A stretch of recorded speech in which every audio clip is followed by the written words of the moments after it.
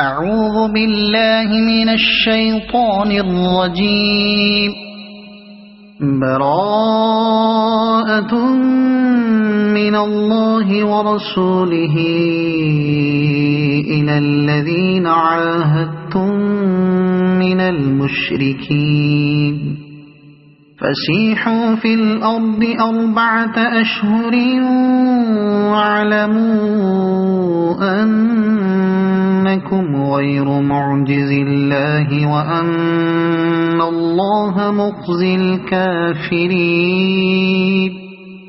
وأذان من الله ورسوله إلى الناس يوم الحج الأكبر أن الله بريء من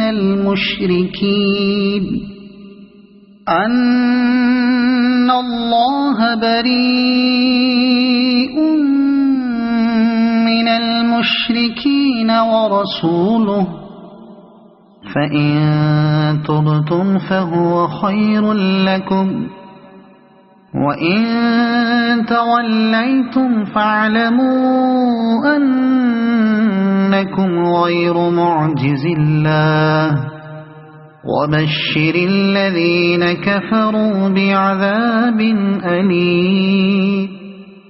إلا الذين عاهدتم من المشركين ثم لم ينقصوكم شيئا ولم يظاهروا عليكم أحدا فأتموا إليهم عهدهم إلى مدتهم إن الله يحب المتقين.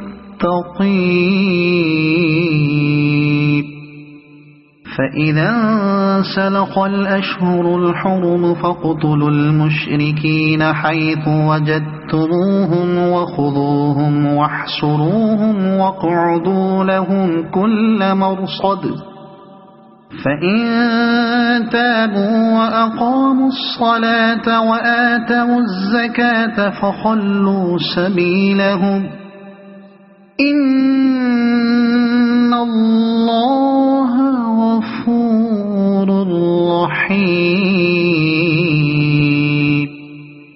وإن أحد من المشركين استجارك فأجره حتى يسمع كلام الله ثم أبلغه مأمنه ذلك بأنهم قوم لا يعلمون.